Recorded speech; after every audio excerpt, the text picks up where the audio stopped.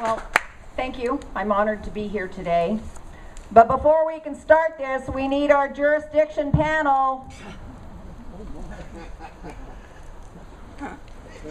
That's a warning. That's right. We got 5 empty seats up here, guys. Oh, we're supposed to sit up there now, huh? Well, there's 4 of you anyway. is there anybody in the audience that was going to be on our panel today? If you are, come on up, please. Well, Bob asked me to take Gary's place if he didn't show up, so. Then you do what Bob says, please. All right. Did he show up? Here you go. Yeah, believe me. At 2, really? Wow. Bob, we need to talk. I had to panel out.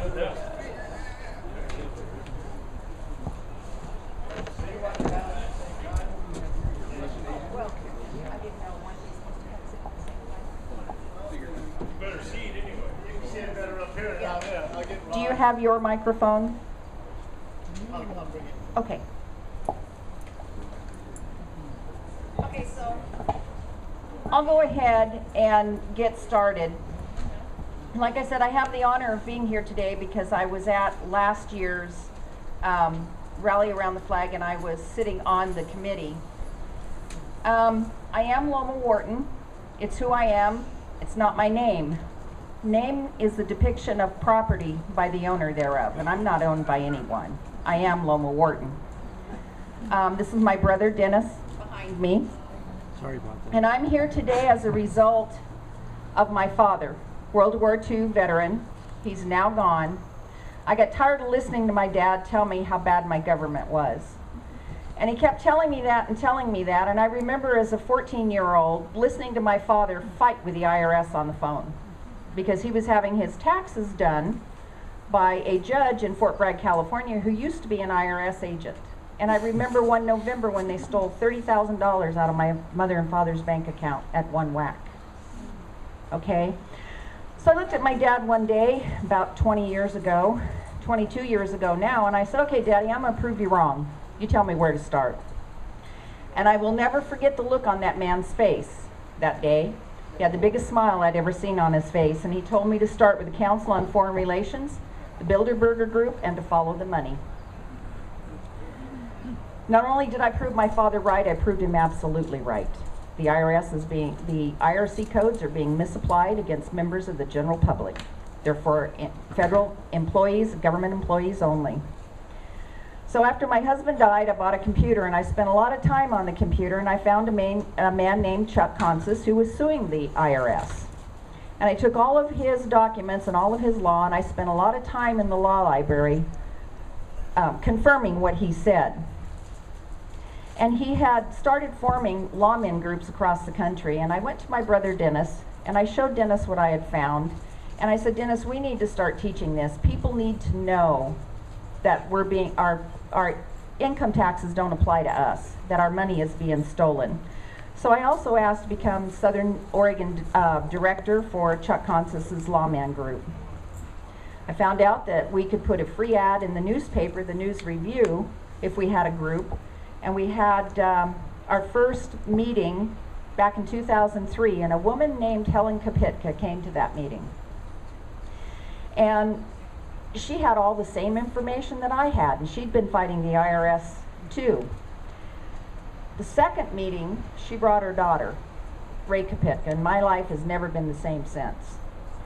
Now, Ray came from Texas, born in Ohio, but she came from Texas, and she was a Red Dog Democrat down there. She worked for Governor Ann Richards, and she trained attorneys. She's not a licensed attorney, but she trained attorneys. She also helped the legislature of Texas write the laws against fathers in divorces. And she realized then that she wanted nothing more to do with that, so she moved to Oregon. And she became one of our board members on Liberators 11 is what we called ourselves there. And I took a ton of information that I had been given by people all over the country, including Chuck Consis, and we created a book, a 100-page book, of the notices of federal tax lien fraud being committed in the county clerk's office. Now, it's just a notice. It says NOFTL. It says that out there somewhere there's a lien, but it's not signed. It's electronically sent. And there can't be a lien without a warrant of distraint. And a warrant of distraint means you've had your day in court, you've been found guilty by the judge, you owe the debt. So the county clerk is unlawfully attaching those notices to your property. Now, she does have the authority to create a notice of federal tax lien index within that lien index. And so we presented that one day, or I might say Ray presented that one day to the county commissioners. Now, the county commissioners had just purchased a $16,000 video system. And once our presentation went live, Douglas County sold CDs of that presentation at $5 a whack, and before we knew it, that $16,000 machine was paid for. We ended up having 4 subsequent meetings with the county. The IRS got involved, but they never showed. And at that time, Marilyn Kittleman was one of our county commissioners, and we wrote an ordinance to stop this and to properly place those notices of federal tax lien within a notice of federal tax lien index so it wouldn't attach to private property. And that's when the IRS agents told the commissioners that they were going to sue them if they implemented that ordinance. So I told Marilyn Kittleman, ask them what law the county would be breaking for them to sue them. Her exact words back to us was the IRS agent said if they told us that, they would be walking on eggshells. But seeing as we had 2 county commissioners that didn't want any part of it, they never enforced it. And so that kind of put us on the map. We had the opportunity to start working with sheriffs in Northern California and Southern Oregon and educating those sheriffs. Shortly after that, I found Sheriff Richard Mack. We brought Sheriff Richard Mack to town twice. We brought him to Douglas County. We had over 600 people at that meeting, and we brought him and working with Sheriff Gilbertson to Josephine County.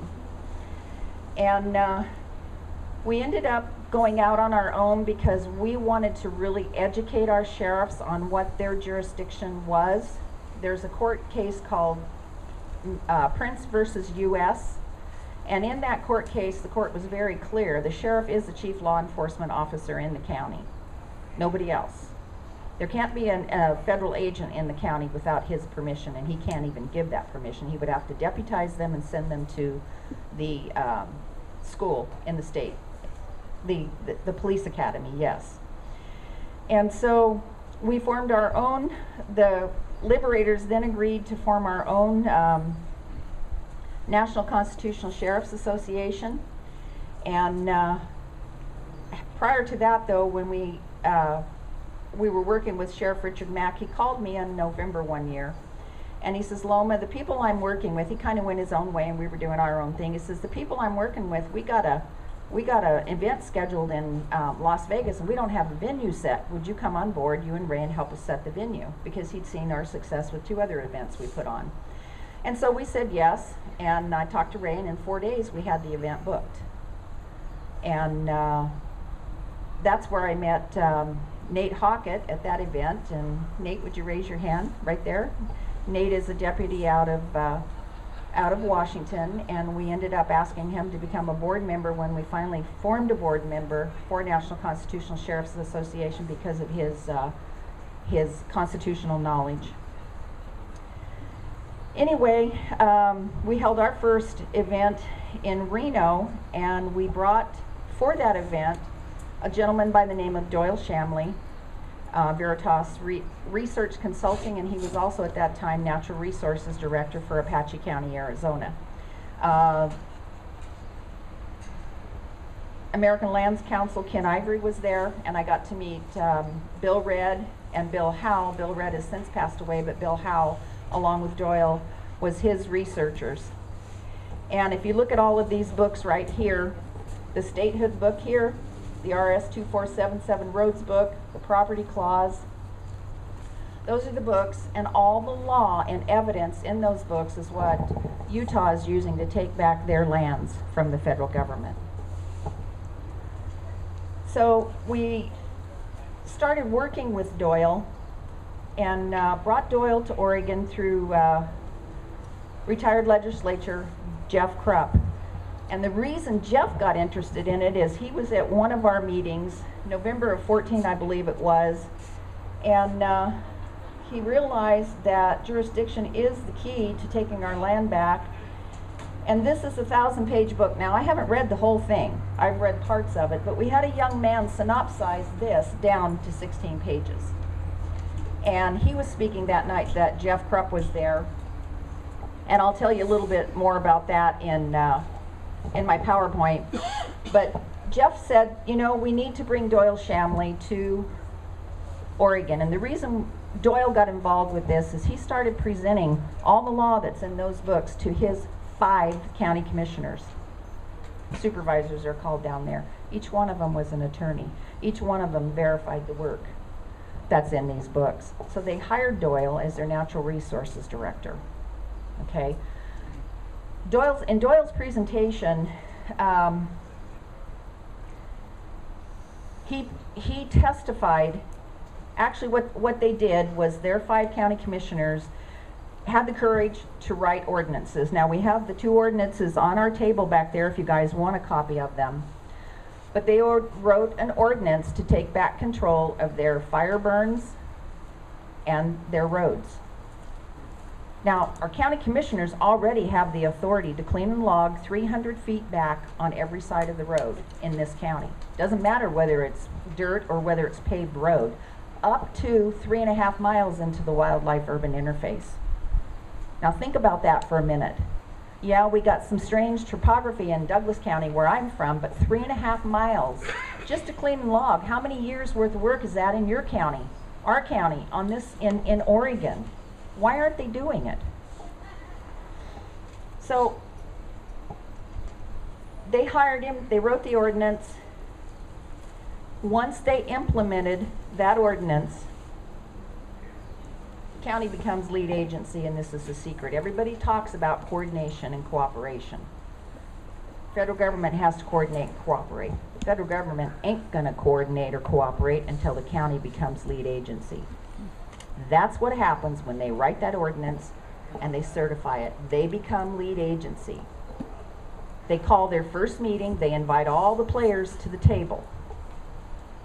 That means all the stakeholders, all the environmental groups. Whoever doesn't come to the table, they have no standing, and the county is responsible for implementing all the plans that they make, cohesion within everybody. That's what lead agency is. That is the county's jurisdiction. Why aren't they doing it? So we'll talk a little bit more about this in the PowerPoint. But mainly, what I want from all of you is, I don't want any of you here to believe a word I say. I want you to be smart enough to do your own research and verify what I say. Because if you don't know what your rights are and how to defend them, you have none. Doyle Shamley is now commissioner in his county. Is that Arizona? And believe me, in Apache County, they're close to Phoenix, and Phoenix has some of the most egregious environmental groups that are there, but they got on board. Do you know why? When Apache County started to clean and log, they got on board. The fauna came back, the wildlife came back, the Mexican spotted owl came back. Why? Because it finally could see its prey to eat. That's what happened.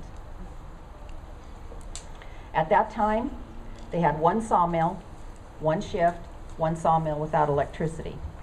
Within 45 days, they had both those sawmills up and running 4 shifts just to clean and log their roads and their fire burns, and they had a really huge wall of fire burn. At the end of the first year, they had 4 sawmills. One of them was a portable state-of-the-art mill from Vaughan Brothers in Washington. They had a pallet mill, and now a biomass mill. 4 counties around Apache County have now done the same thing. That's 5 counties in Arizona. All it takes here is 1 county, okay? As of this date, and I talked with Doyle 3 weeks ago when he was at an Ohio National Association of Counties. Idaho, Montana, Wyoming, Utah, Arizona, New Mexico, Nevada, Washington, Kansas, Oklahoma, and Texas all are mimicking Apache County's land use plans. Why isn't Oregon? So Jeff Krupp brought Doyle to Oregon. He saw 4 counties: Jackson County, Douglas County, Grant County, and I don't remember the other county. And he told me personally that the only county that was doing anything right was Douglas County. Now I'm here to tell you, last year after Gary Leaf went, he's now a commissioner, he was voted in, and our current commissioner, Chris Boyce, went to Apache County November of last year. They saw what's going on down there, but they have yet to hire Doyle to show them how to implement it here.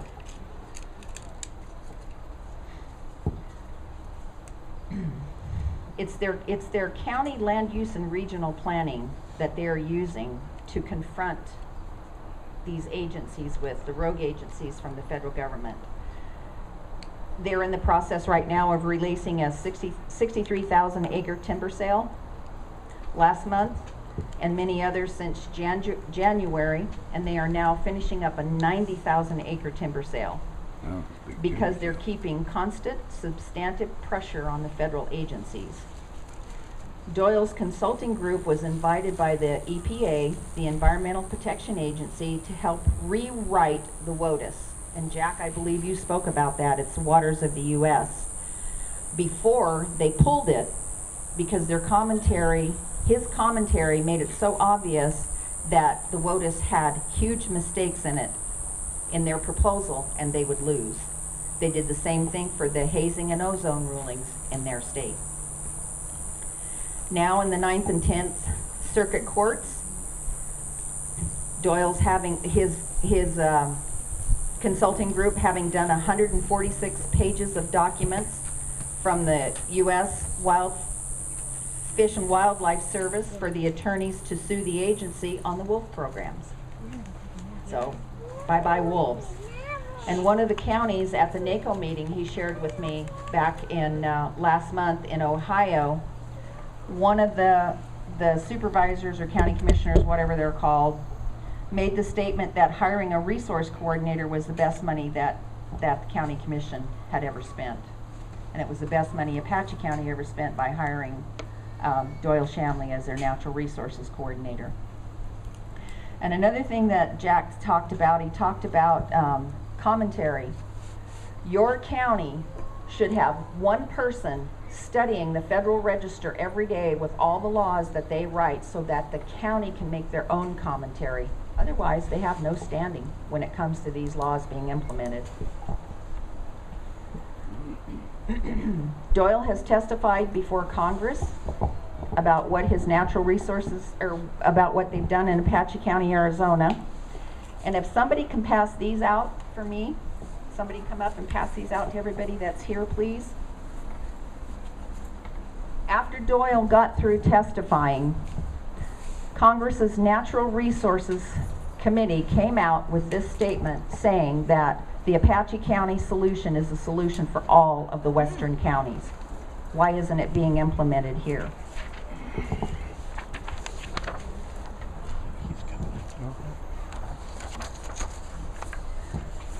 When Doyle was brought to Douglas County by Jeff Krupp, they met with Chris Boyce, our county commissioner, and Dallas Hurd, and county attorney Paul Meyer.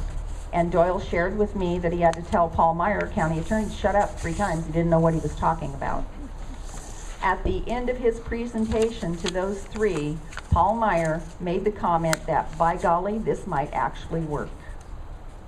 So they're just as ignorant as most people are today. Attorneys are, anyway.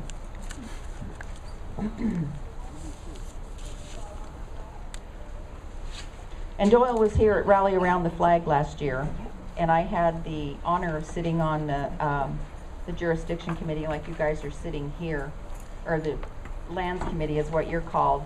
But after that event was over, we formed a jurisdiction committee, and I was asked to be on it, and they asked me to present a PowerPoint so that we can educate our county officials. whether they're soil and water conservation or whether they're county commissioners or whatever, and that's what you guys are gonna see today. So do we have any public officials in the audience today? Oh, good. Would you like to come up and have a seat here, please? Because you're gonna get a free education today. In other words, if we were to go ahead and do these classes, which I'm hoping that we will be able to do, the county commissioners or the soil and water conservation people are going to pay to come to this class. So I'm going to give him something.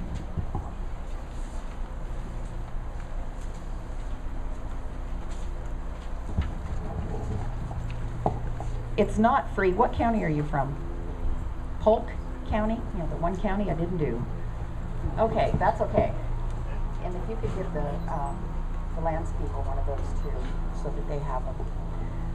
I also have another document I'd like to, that, Dwayne, since you started, would you hand these out too, please? This is all going to be in the PowerPoint. I want all of you to have a copy of this. And then Dennis will hand you guys some too.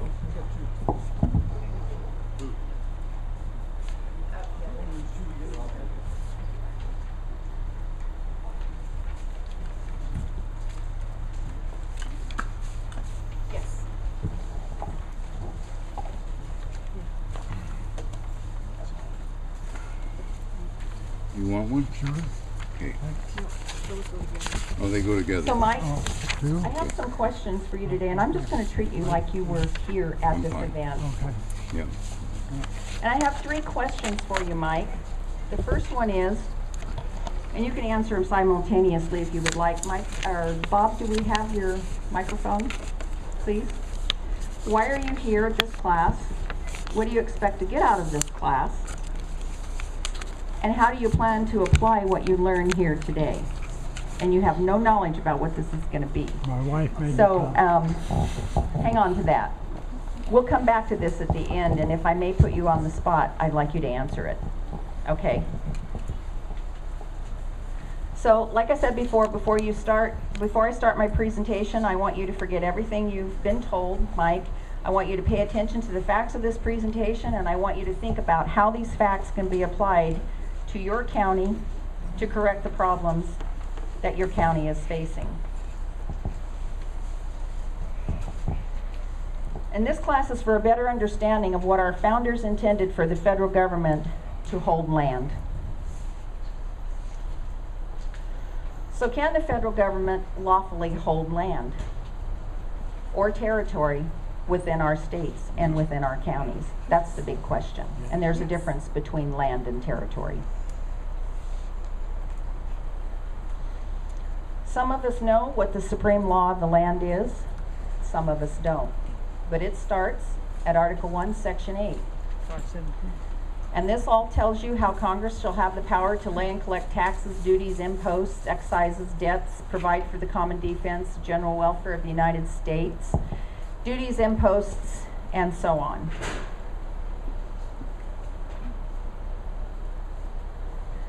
The real power is right here, and it's in Clause 17.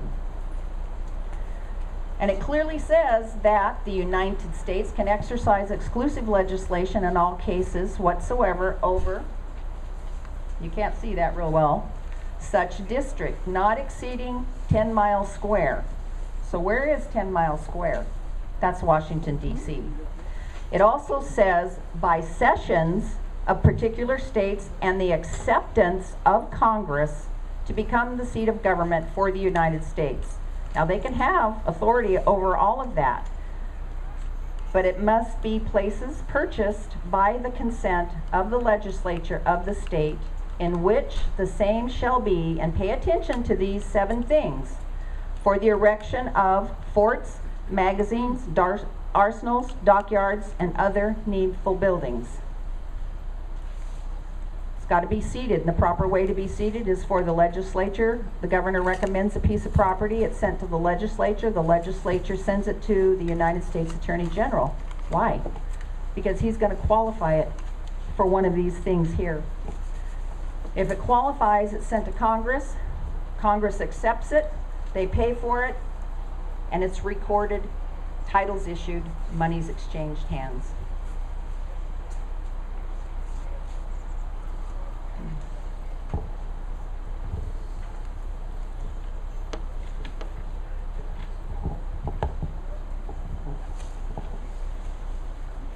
So territory, some of us know what territory is, most of us don't.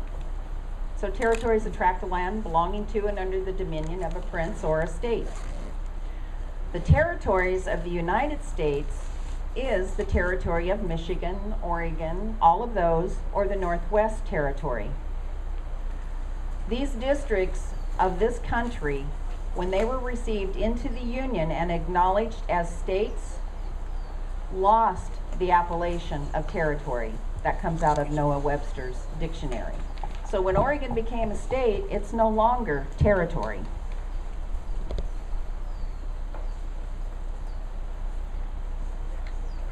Residual territory is land that remains under federal title. Secondary designations such as national parks, national recreation areas, national forests, wilderness areas, conservation areas, wildlife sanctuaries, and so on. Are all of these names up here, are they really territories? You think so, don't you? Well, let's see what Downs versus Bidwell has to say. The question of territories was dismissed with a single clause applicable to territory then giving Congress the power to govern and what? This is the key word, 2 words, right here. And my thing's not working. Is your thing working? Get your thing. These 2 words right here, what does it say? Dispose of. Keep those 2 words in mind. Yes, sir. Yes. Sure. Got a silver Lexus over here, 293 JTY, and a silver Tacoma, 152 DWS. If you have either one of those cars, could you move it, please? No Lexus, no Tacoma. Must not be us. Oh, okay. Thank you. Thank you for that announcement. I'll move the Lexus home. That's right. They happy to. I'm driving the big Which one? The red one? How's that going, by the way? No, it works. It's just that it's so far away that it Actually handles big. Okay. All right. How's Dennis's eyes?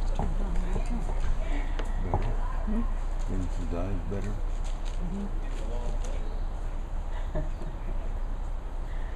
So you would think that all of these are federal territories, but Downs versus Bidwell in 1901 says different.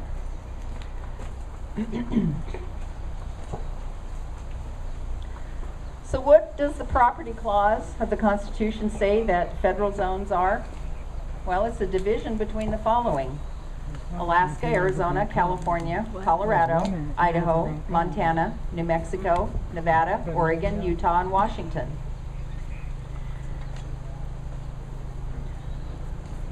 The common heritage of these lands, as well as their common destiny under the property clause, is recognized under the collective term, the federal zone.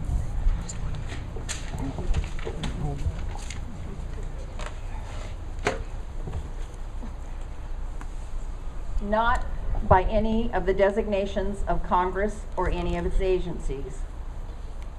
Forest Service can't designate something for it. Fish and Wildlife can't do it. Only what's under the property clause.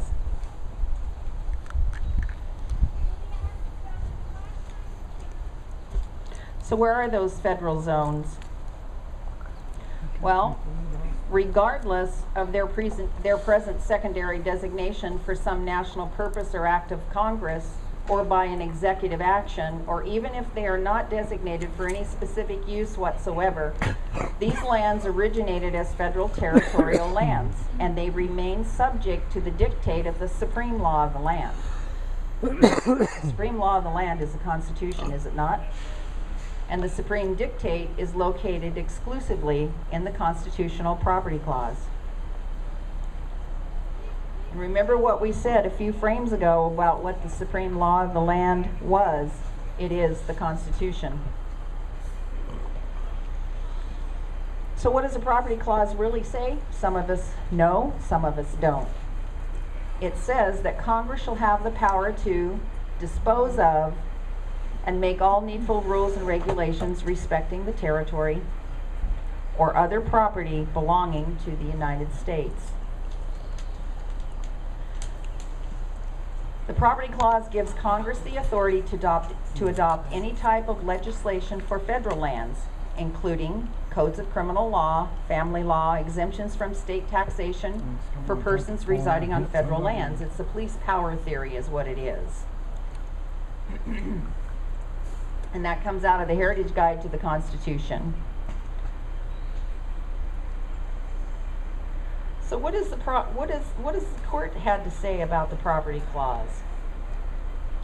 Well, the U.S. Supreme Court hereafter called court in its dicta in the case of Kleppe versus New Mexico, 1976, outlined what it believes to be the parameters of the federal property clause power over the federal zone. Kleppe states further that this power of indefinite scope is exercised under authority of the Constitutional Supremacy Clause. Now, U.S. attorneys and all kinds of attorneys throw the U.S. Supremacy Clause at us all the time, saying, no, federal government's supreme, we've got supremacy. So, under the express terms of the property clause, Congress is arguably relegated to the stature of a common proprietor, vested with common power to make proprietary rules and regulations by which titles and territorial lands are what? To be disposed of.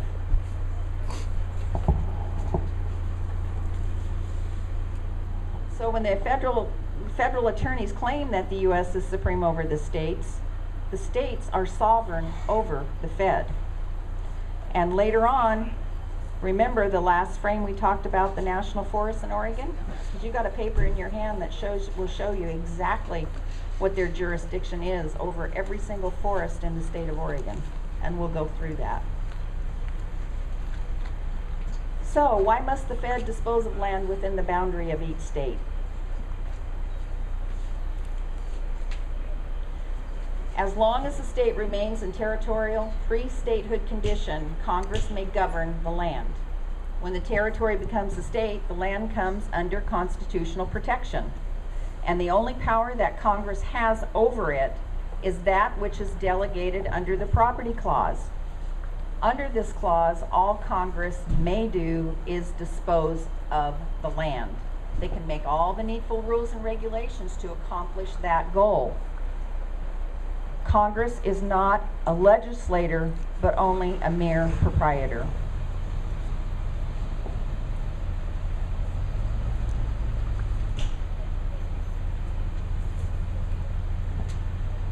So now we're going to learn why the Fed must dispose of land within the boundary of each state.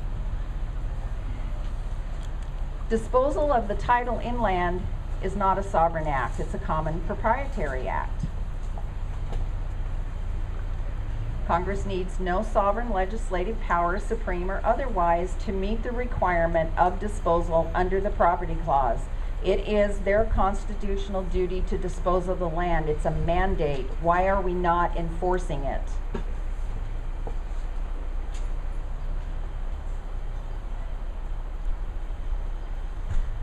So what do federal zones betray? Some of us know the Enabling Act, most of us don't. So what is the Enabling Act? It's a piece of legislation by which a legislative body grants an entity which depends on it for authorization of legitimacy of power to take certain actions. For example, enabling acts often establish government agencies to carry out specific government policies in a modern nation. But what does it also do to the states? It infringes on state sovereignty. The federal government infringes on state sovereignty. So now we're going to show you what types of land our framers intended Congress to have. They intended for Congress to have pre-statehood territory for what? For creating states. And post-statehood public lands? Really? They have no authority, but they must dispose of the land. And yet no one objects to them holding the land. If the property clause says they have to dispose of it, can it be public land? Yeah, there's going to be some that are going to argue the point that, well, the people believe it's public land, it's being treated as public land, laws are being broken here. And if we don't see to it Congress follows the laws it's intended, we have chaos.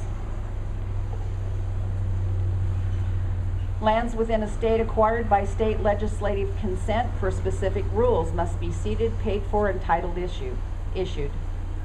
That's what's to be done with pre-statehood territory. Once we became a state, it's no longer territory.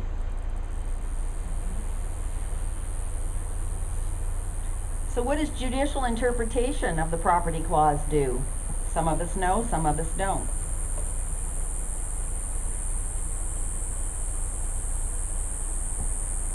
The courts have given us a national treasure that belongs to everyone, right? It's given Congress municipal powers, rights, and title to our state lands, and this is tyrannical. We see that happening. We can't log it. We can't mine it. We can't do anything with it because they claim they own it. Each state has the right to expel this foreign power by whatever means necessary. And you have in your hand Congress's natural resources recommendation to this solution, or to this as the solution. And I've already handed out the Cronkite report to you. There's three other books that Veritas has put out. And I have some of them on our table over there. Considering the property clause, excuse me, wrong one. Judicial interpretation of the property clause of the Constitution, and this book resolves the contrariety against it. That's where everything that I'm telling you today comes from, is out of these books. The second one was after that is considering the property clause factor. If you want to know and prove me wrong, you can't, because these books prove me right.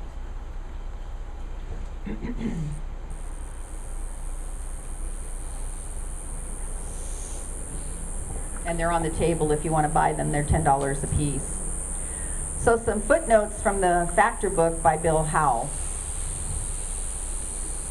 which is this one right here.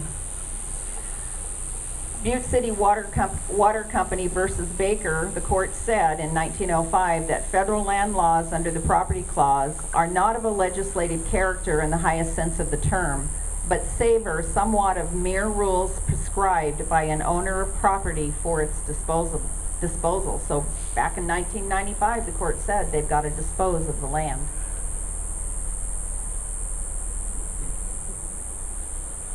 Coyle versus Smith, 1911. So far as it relates to public lands within a new state, federal power amounts to nothing more or less than rules and regulations respecting the sale and disposition of the public lands. Abraham Lincoln stated to Congress in July of 1861 that nothing should ever be implied as law which leads to absurd or unjust consequences. So some of us know what the Supremacy Clause says, some of us don't.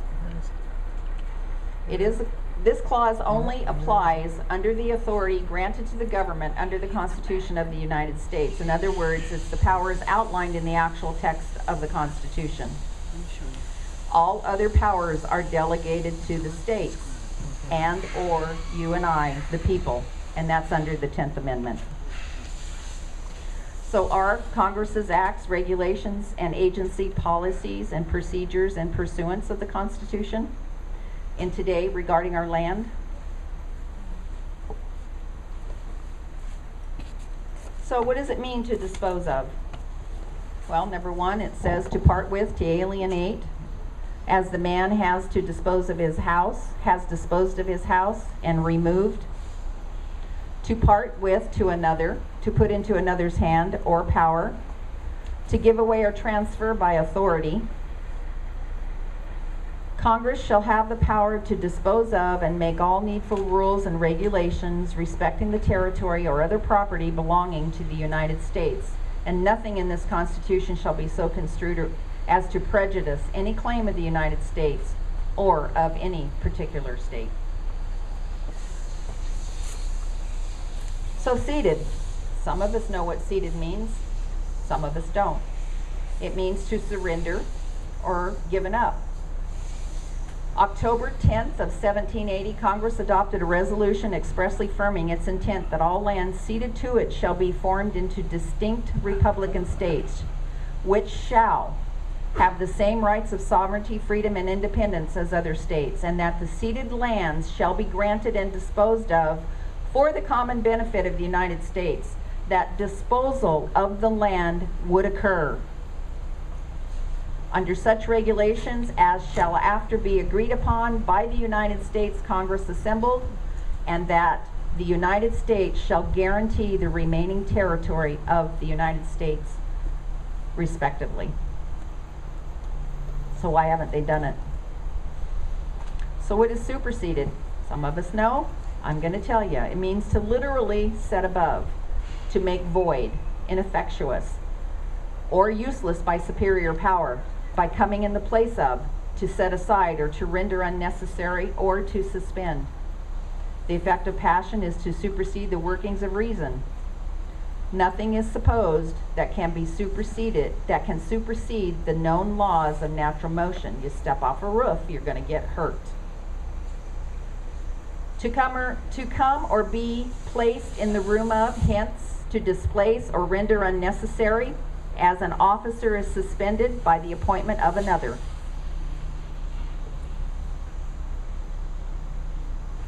Some of us know what the guarantee clause is. Again, most of us don't.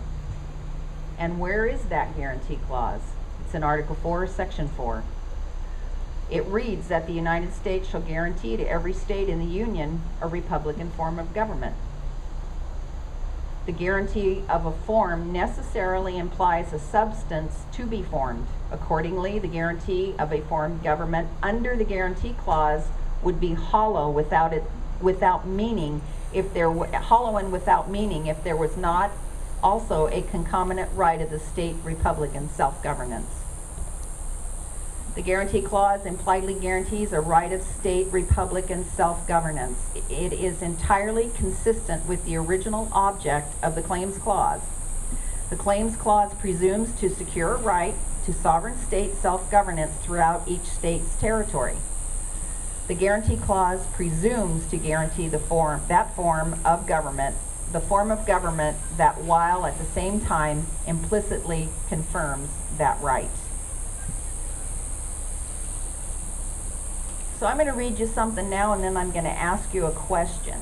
If the guarantee clause says that new states may be admitted by the Congress into the Union, but no new state shall be formed or erected within the jurisdiction of any other state, nor any state be formed by the junction of two or more states, or parts of states, without the consent of the legislatures of the states concerned, as well as that of Congress. Is the state of Jefferson going to come to fruition? No. Without the consent of Congress and the legislatures? You really think they're going to give up what they have? No. I hope you guys are right, but it's questionable. The voting public is. So some of us know what the claims clause is, some of us don't. The claims clause reads, nothing in this Constitution shall be so construed as to prejudice any claim of the United States or any particular state. October 10, 1780, Congress adopted a resolution expressly affirming its intent that all lands ceded to it shall be formed into distinct republican states, which shall have the same rights of sovereignty, freedom, and independence as the other states, and that the ceded lands shall be granted and disposed of for the common benefit of all the United States, under such regulations as shall hereafter be agreed on by the United States and Congress, that disposal of the land would occur as assembled, and that the United States shall guarantee the remaining territory of the said states respectively. Let that sink in. So, some of us know what the Claims Clause provides for the states. Some of us don't. It provides a protective wall for state territorial sovereignty and jurisdiction. Do we have that now?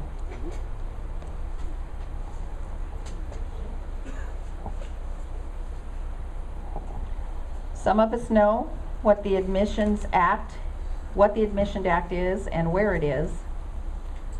It's located at Article 4, Section 3, Clause 1. The admission clause reads, "New states may be admitted by the Congress into this union, but no new state shall be formed or erected within the jurisdiction of any other state." We've just read this. "Nor any state be formed by the junction of two or more states, parts of states, without the consent, again, of the legislatures of the states, as well as that of Congress." But what is the power to admit new states? Is it not to admit political organizations which are less or greater or different in dignity or power, or those political entities which constitute the Union? It is, as strongly put by counsel, a power to admit states. Coyle versus Smith, 1911.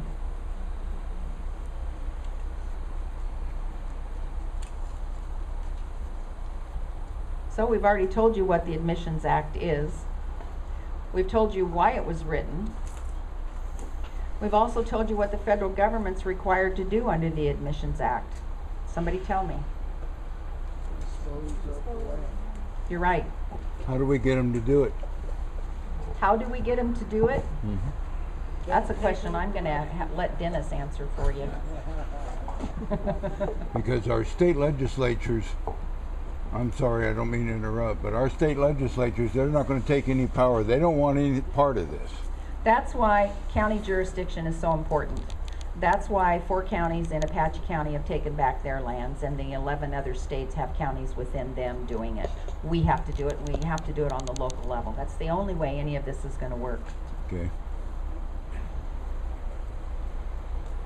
So some of us know what the equal footing doctrine provided for the states. Some of us don't.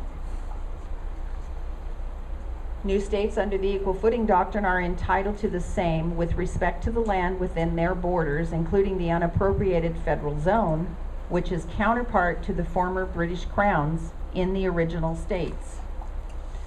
Can judicial interpretation change this doctrine?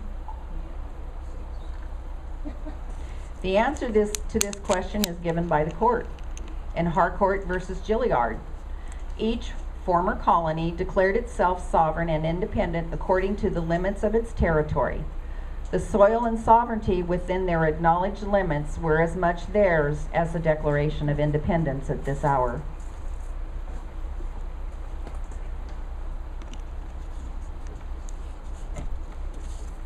And here's what the court has to say about political rights. The Equal Footing Clause has long been held to refer to political rights and sovereignty under Stearns versus Minnesota. So what does the Equal Footing Doctrine promise? It promises the states control over all the sovereign land within our external borders and in our counties. So why aren't our county commissioners taking that jurisdiction? State territorial sovereignty is understood in jurisprudence as the full right and power to govern a body, for a governing body to govern itself without any interference from outside sources or bodies. The sovereign state is a people exercising through the medium of an organized government independent sovereignty and control over all persons and things within its boundaries. 30 Am Juris. New York versus United States, 1992 says the Constitution protects state sovereignty for the benefit of individuals, not states or their governments. Amen. So why aren't we standing up?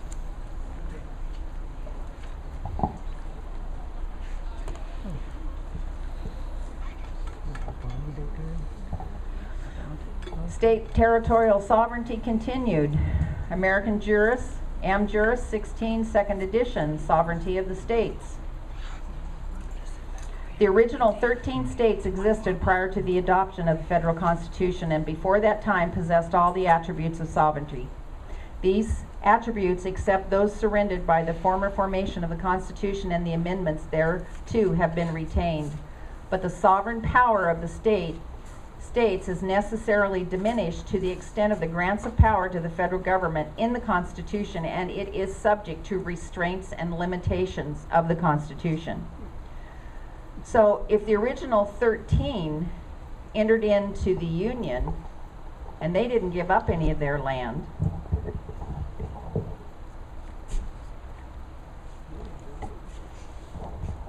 why did all the western states have 6 propositions?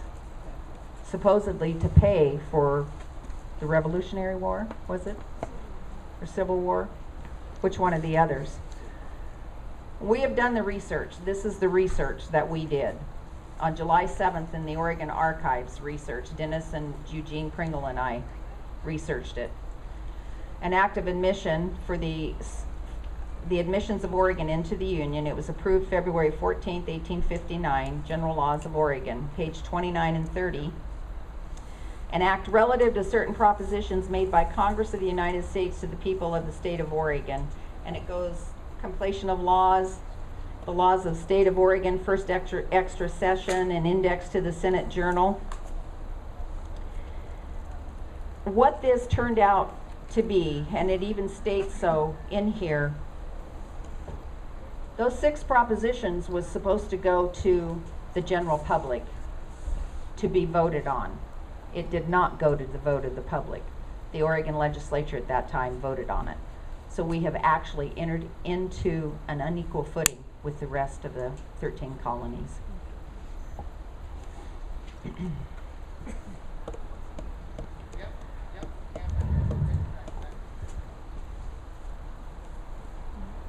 New states, upon the admission into the Union, became vested with equal rights and are subject only to such restrictions as are imposed upon the states already admitted. Yet we have 6 propositions. We had to give all the land back.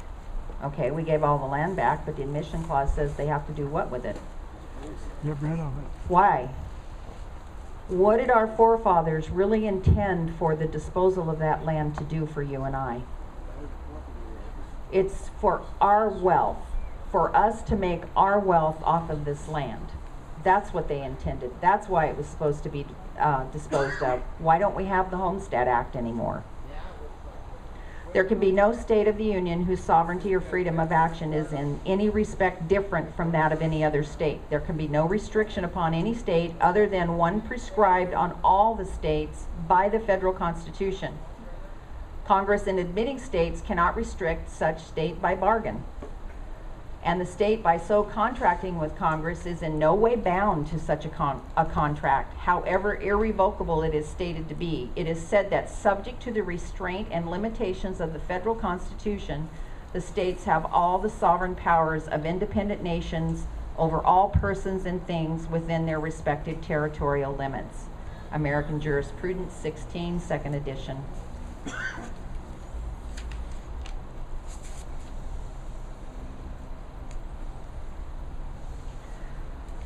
So here is where you would get, sir, a Citizens Rule Book, which is, and the Constitution of the United States.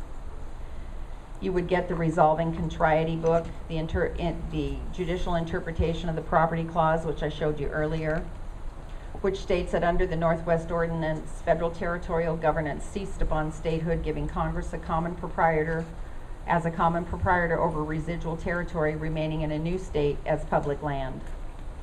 As a proprietor over public lands in the new states, Congress is burdened under the Property Clause with a specific and affirmative constitutional duty to dispose of the land under regular proprietary rules and regulations, and you would find that at page 25, Pollard versus Hagan. Now I would like you to turn to page 3 of the book you have there, please. And the pages are marked at the top where I want you to go.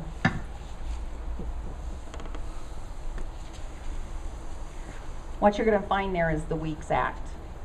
And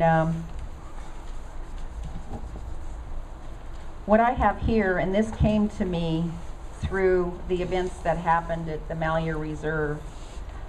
This is, it's what the Forest Service, BLM, use as their capital, or actually this is U.S. Forest Service, Chapter 40, Service-Wide Appropriations Use Handbook, Capital Improvement and Maintenance and Land Acquisition. What is stated there, the very first one that they have listed in this book as capital improvement and maintenance is the Weeks Act of March 4th.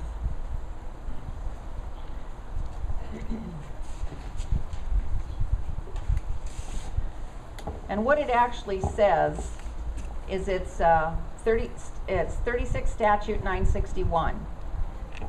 What this says, it's an act to enable any state to cooperate with any other state or states within the United States for the protection of watersheds of navigable streams and to appoint a commission for the acquisition of land for the purposes of concerning the navigability of navigable waters. So if they have to dispose of the land, where do they get any authority to do this?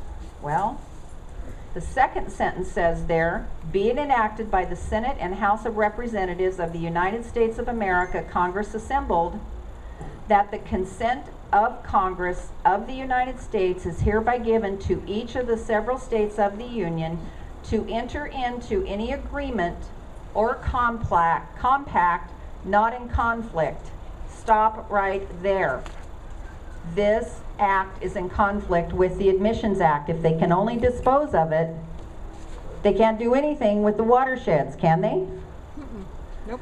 So not only that act, but the 42 other acts in this book are void on their face because they can't do anything with the land but dispose of it. It's a constitutional mandate. Why are they here?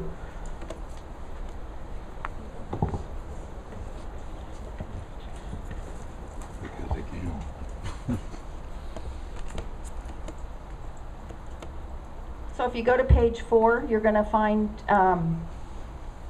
the Oregon Revised Statutes. Oregon Revised Statute 272.050 states quite clearly that the Board of Forest Conservation, with 2 county courts, commissioners, supervisors appointed by the governor to approve acquisitions of national forest. Okay? Before that can happen, before approval can happen by the board for the acquisition of any tract, the consent of the county court of the county wherein such tract or any portion thereof is situated must be given an order duly made and entered into the records of such court and a certified copy thereof transmitted to the board.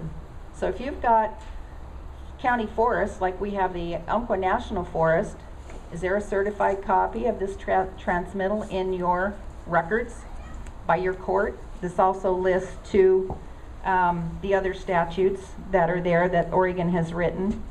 030 is for federal building acquisition, which that's in Article 1, Section 8, Clause 17. 060, why the Migratory Bird Conservation Act violates the admissions clause. Why does it? All they can do with it is to dispose of the land. So why do we have the Migratory Bird Conservation Act? 070 through 090 explains the 4 exclusive jurisdiction pieces, and on the second Kill their cows. document you were handed, there are 5 jurisdictions on there, so you probably want to take a look at it now. What that comes from is this document right here. This is the Eisenhower report. President Eisenhower formed a committee to make an inventory of all the property the federal government owns or controls within each state.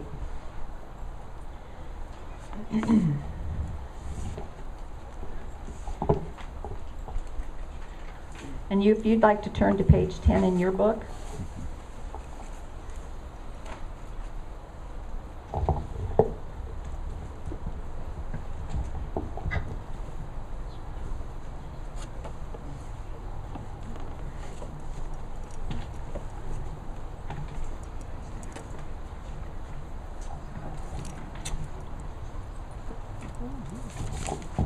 What that is the inventory report on jurisdictional status of the federal areas within the states. And this does all the explanation of what I've been talking about that the Eisenhower committee wanted to, for everybody to see. Let's go back here. Nope, it's under here.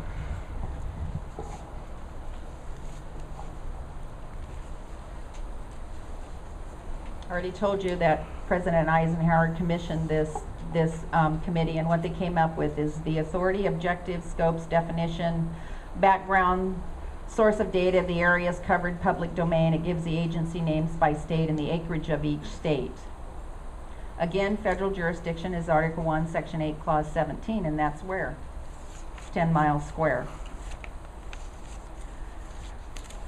Now I'm going to read for you the synopsis that we had this young gentleman do. And if you go to our Liberators 2004 website, it's free for you to already download.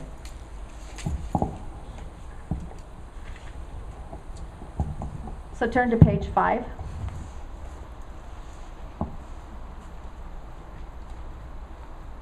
I'm going to make reference to some of the footnotes that's in, let's see if you have the synopsis here.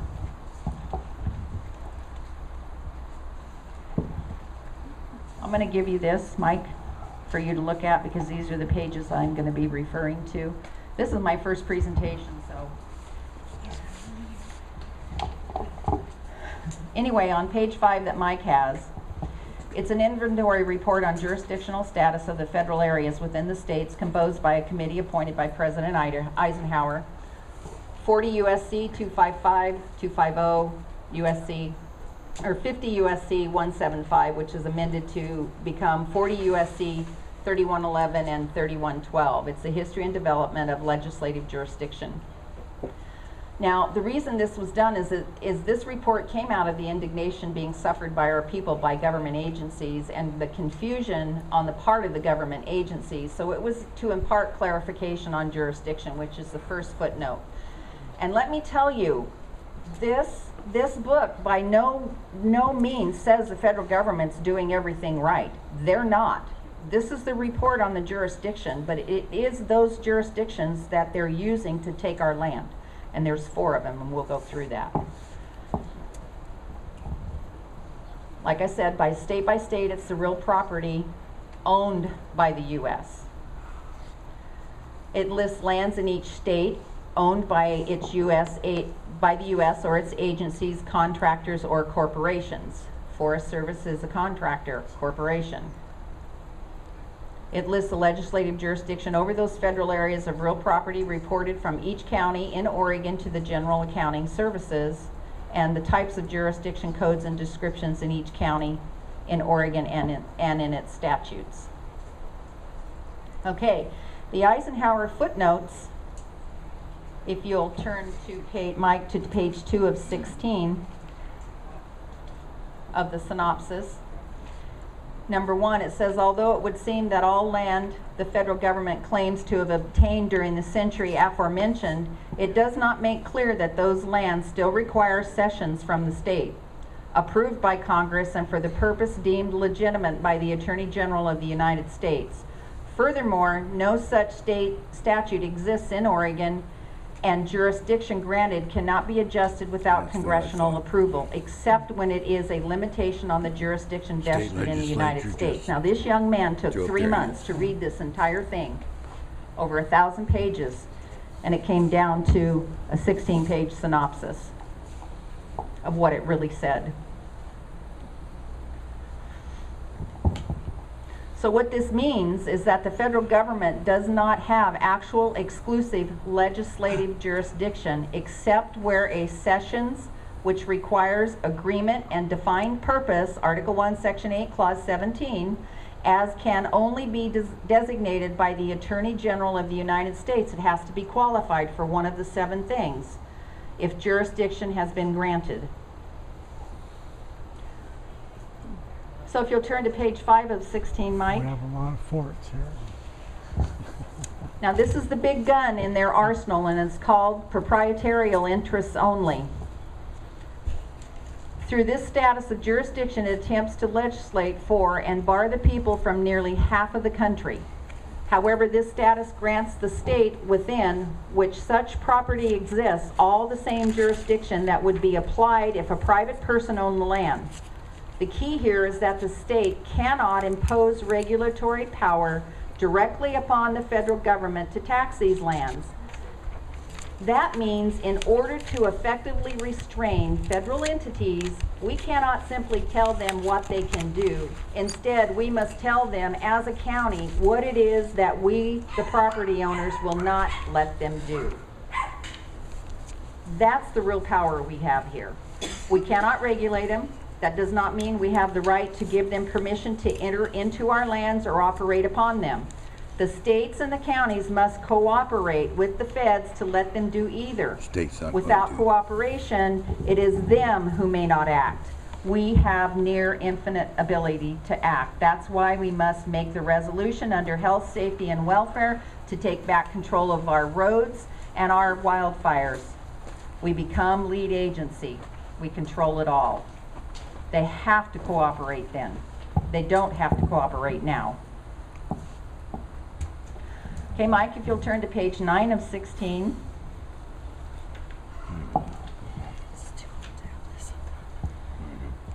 It's the rulemaking and enforcement authority. That's another big gun with issues within the state. And it refers to the GSA, the General Services Administration's use of the Assimilative Crimes Act to treat lands under federal jurisdiction as if they were international lands. They can write all the laws, all the acts, policies, and mandates they want. But this does not, however, give them the authority to do so on any land not lawfully ceded to the federal government. No federal agency has the authority to enforce laws upon the lands within the states other than ceded enclaves, except where cooperation has been obtained from the state in doing so. And what's happening today? It said here states, our legislators are volunteering us into federal jurisdiction because they're ignorant of the law and their jurisdiction. It meets their agenda, you're correct. So if you turn to page 2 of 16, point 3 here is the single most valid. When the purpose of such authority is clearly no longer being adhered to by the federal government, such authority can be undone.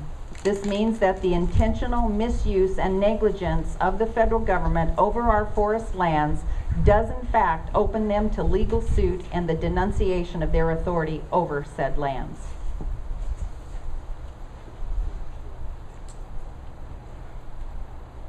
Okay, now for the documents that you have in your hand.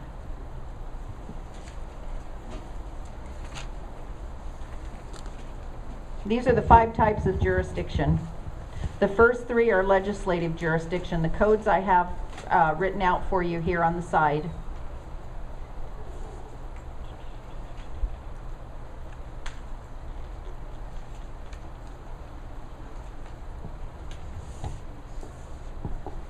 The first one is exclusive legislative jurisdiction, and I'm going to let you read that. Second is concurrent.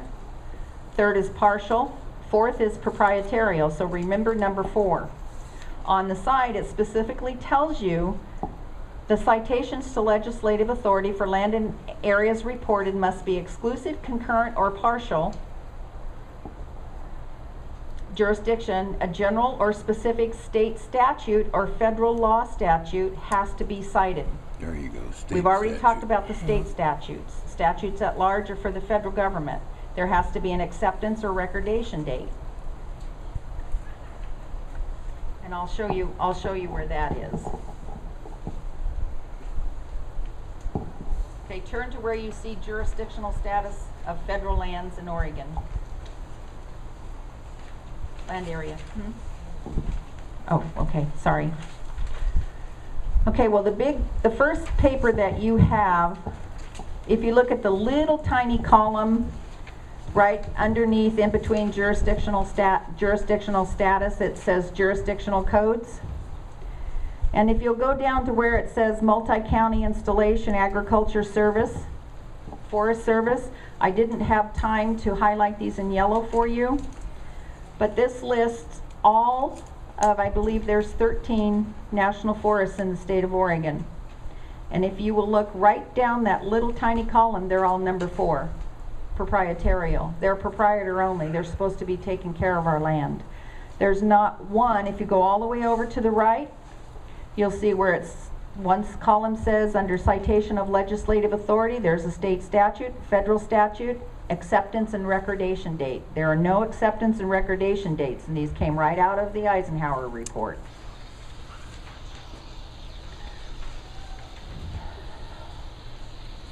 And I'm going to do a little bit here.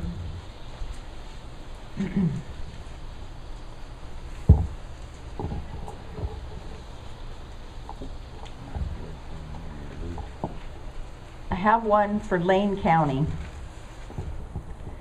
And under Lane County, you have 32 pieces for 30,174 acres. That's all? You have 1, 2, 3 number ones. Post office on Willamette Street, which is under the Bureau of Facilities. Treasury Coast Guard is Hasita Head and Siuslaw River. And there's no federal statute or a record of acceptance dates on those. And I have them up here if some of you want them to see them.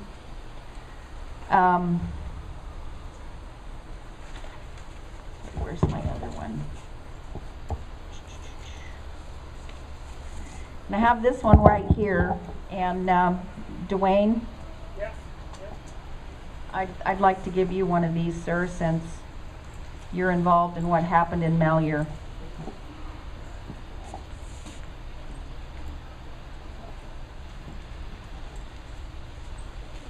I attached the national forests for the state of Oregon, and I have these if you guys want a copy of them. I didn't make enough to hand out. In Harney County, there's 11 sites, 195,459.9 acres the Fed controls. 1, 2, 3, 4, 5, 6, 7, 8, 9 of those are number 4s. Number 1 is the post office. So if they only have proprietarial jurisdiction, why is it Malheur National Wildlife Refuge is proprietarial interests only, with no state statute over it, with no U.S. statute, federal statute over it, and no recordation or acceptance date? They can throw cowboys in jail. Malheur happened because of Governor Brown and because the county commissioners volunteered you into I that went over and service. protested. All they I were just was a about had, proprietor. couldn't get over They it. don't own the land. So anytime they tell you they own the land, ask them to produce the title. Now what I would have done at this juncture is for every county representative, state representative, they would have had a pack with just your county in it. And I didn't have yours because I didn't know you was going to be here. I would have. I will, yes. So that's what you guys have so that you can understand what we're talking about, hopefully.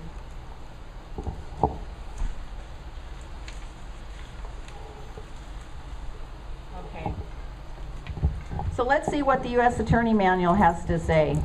Title IX, Section 664, territorial maritime jurisdiction. Where Congress reserves such jurisdiction upon entry of the state into the Union, where prior to February 1, 1940, Congress acquired property for a purpose enumerated in the Constitution, one of 7, right? With the consent of the state, bought and paid for. Where Congress acquired property, whether by purchase, gift, or eminent domain, this opens a bag of worms because there's one, in our research, there's one tract of land that has been lawfully ceded to the federal government, and that's Crater Lake, because it was donated. They had to actually cede it to the government. And I don't agree with it, but it's done. So, an eminent domain, I don't agree with. Would you please hold your question to the last? Thank you.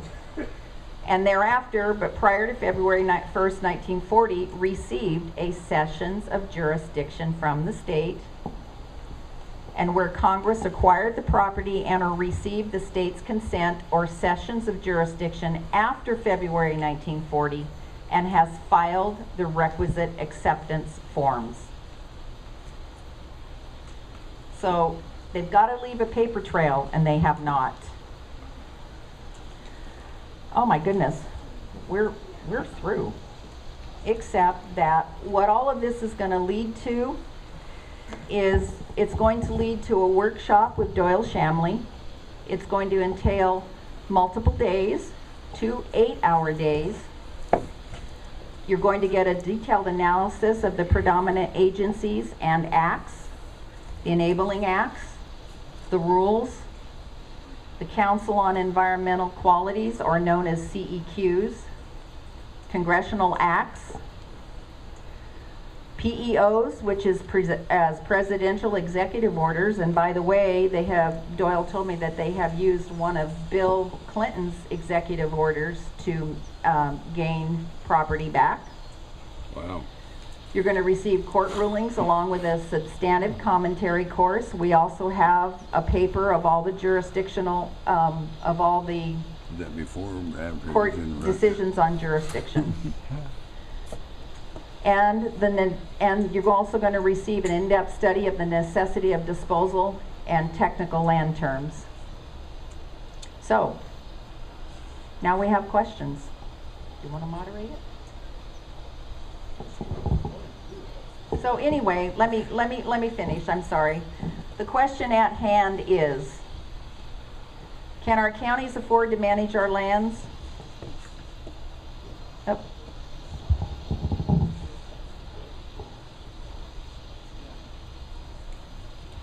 Hold on, I hit the wrong button. Can we afford to not manage our lands, even at the state level? Action without knowledge is fatal. That's why we always lose. Knowledge without action is futile. Inaction produces no results. So,